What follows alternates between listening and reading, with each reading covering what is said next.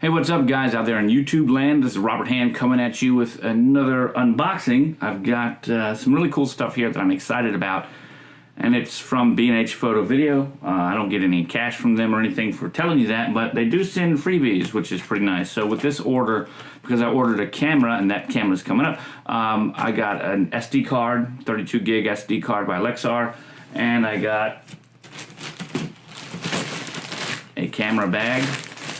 I'll never use this. Maybe I'll give it to somebody. But so today we've got an X-Pro1 unboxing, and it's pretty cool because the X-Pro1, even though it's a camera that was produced in 2012, is still completely relevant today, albeit not as fast in some respects as the most modern Fuji cameras, but it's still an extraordinarily relevant camera, and I'm here to tell you why and why I'm excited about the X-Pro1 that I've got.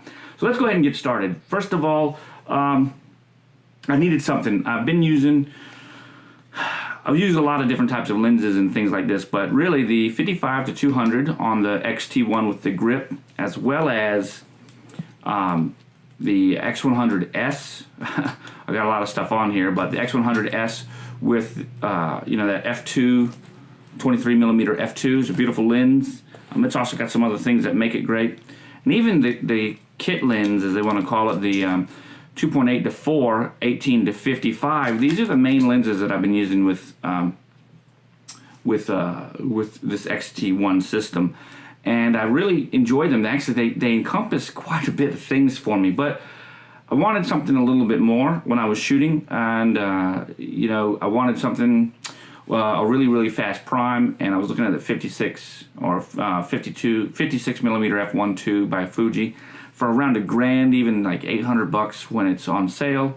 I just didn't want to drop that much in a lens. Now I know that may sound silly, but I thought maybe I would drop that money in the X-Pro1 and an after-party or third-party lens, an aftermarket lens, and I did. That's precisely what I did. So let's do it. Here we have the X-Pro1. This is the box. The box is nice, solid, and heavy. Fuji does a good job with packaging. Pretty minimalistic on the back. Of course, we've got you know, the nice things about whatever's happening in there. In fact, that's upside down. There you go. So you can see that, just some information on there, which is pretty cool. And I'd just like to say the box is, when you pick it up, the box feels extremely substantial. Now the inside has two pieces just like this that come out. They slide out. I guess I'll take one out after the other, and file it to the side. So, oh crap!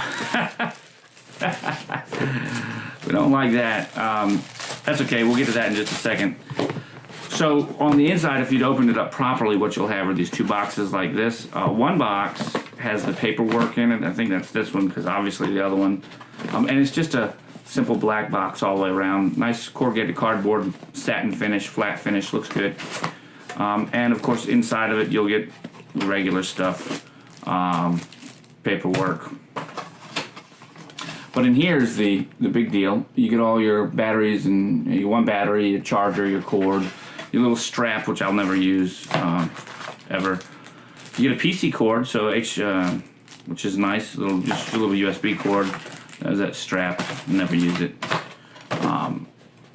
Okay, so that's what you get in there. We'll just take this and put it off to the side too. Now the FujiFilm, the box with the X-Pro1 is a little different. It's magnetic, and it's got an embossed Fuji logo right there, which is pretty cool. I don't know if you can see. I like it a lot though. And when you open it, the camera, this is a really nice storage box. So this is, because of the way that it closes, obviously it's not so tight. Maybe a rubber band or something would be helpful, but because of the way that it closes, it's pretty cool. Let me give you a real close-in look real quick at what we have right here. Okay, so as we're pulling it out, you can see the nice foam padding. Pull out that X-Pro1. And then there we go. So that's what we've got happening. And, ooh, I like that a lot. Okay, so the camera, right off the bat, it looks and feels great. Really quite nice right here. So do like a little walk around through the camera. It's bigger than the 100S. You know, a lot bigger and chunkier. Pretty heavy. Solid die-cast aluminum with a rubber housing over top of it for your grip parts and everything. So that's pretty cool. It's really nice. I like the way that it feels. Now, the nice part about this is you have the interchangeable lenses, and you might say, why couldn't you get the XE1 or the XE2 or something else like that? You can pick this up for $500 on B&H or Adorama right now, so why would you get this instead of something else? Well, if you like shooting with an optical viewfinder, this has an optical viewfinder that none of the other ones have. And that is that it has a magnified optical viewfinder. So you can magnify the optical viewfinder not just with an electronic viewfinder overlay, but we'll actually slip another lens in there in order to give you magnification, as well as still adjust with the bright view grid lines and all your information like that. And that's pretty cool. Okay, so I actually already have a battery and everything in here because I looked at this before. So let's actually just kind of see if I can show you that. Let's just turn it on. See if I can switch it to viewfinder only mode. Great. So now, while we're there, maybe you can see in that viewfinder. Is it going to do it for me? You can see how it's moving. That right there is your optical to your electronic. Let's see, am I looking through? There you go. And now that's your magnified optical. Now we're magnified an additional, I think, 0.67, and now we're at 0.35. Now I may not be exactly correct on those measurements, but the point is, when you're looking through, you can zoom in or zoom out, and it's really quite cool optically. And so that's a really nice feature to have. But this is the camera. I wanted to show that to you. This isn't a review, it's just the camera. And I got something else that I was really excited about. This is the Rokinon f1.4 85mm lens. This is cool. I like this a lot. I was really worried about buying a Rokinon lens, especially at the price point. This one's like $260, and as I unbox it, you'll see it's in here real nice. Pull it out. The lens is heavier than the Fuji. It's like 1.3 pounds. Okay. And it's a huge piece of glass, kind of flimsy little lens pouch, but I'm not complaining. Then your paperwork's in there. I'm not really complaining, but when we look at it, it's a pretty nice. I mean, look right there with the aperture dials and everything.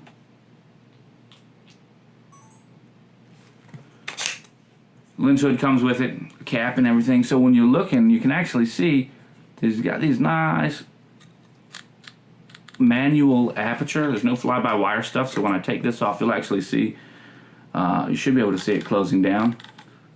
A little closer to you. Oh, that gorgeous f1.4 glass. Hey, how's it going? You can see that. It's kind of neat the way that it works. And good Lord, that's crazy.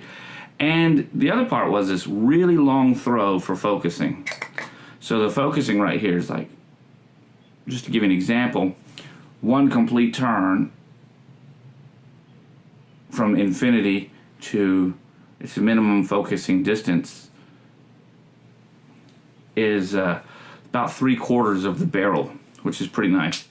Now, I forget exactly how many elements this is.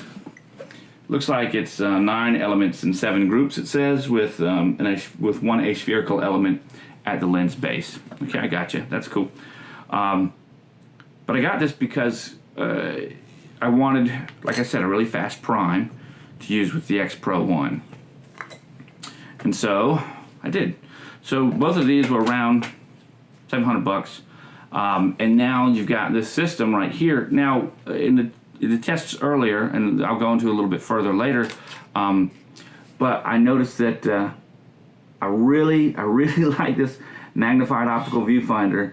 That is the ticket for me, guys. I really like it quite a bit, and I enjoy it. I enjoy it so much more than the actual electronic viewfinder in here. The electronic viewfinder is just a little bit behind in screen refresh rate as is the X100S. The autofocus with the 18 to 55 and the 55 to 200 on this body is as quick as I expect from the X100S, for the most part. With some conditions it's not, but it's nowhere near as fast as the XT1, and that's okay. I mean, that's perfectly fine. In fact, focusing with this lens on the XT1 is probably an even better experience because of the bigger viewfinder. You know, you've got all that other stuff, but that's not to say that this doesn't have any particular merits. For me, the merit is I like composing with the optical viewfinder quite a bit, and I just have always wanted this camera. I like this style, and at a price point of $500, it was easy to get into, have another body for the camera. Just because the sensor and the camera is from 2012 doesn't mean that the results that the camera can produce are not still amazing. They're still really great. So I've got some tests and some comparisons coming up later based on X-Trans 2 versus X-Trans and everything else. But for my research and everything that I found online, I'm really excited about this lens. I'm really excited about this camera. I'm really excited to add this to my system. So I just wanted to give you a real quick show of what I got. Oh, I got one more thing. That's right, I almost forgot. This is the black leather case for the X-Pro1. And I like it. I like the half case design. So comes like this. This is for your lens caps and different things like that. This is the strap that I will be using. Full leather strap all the way around.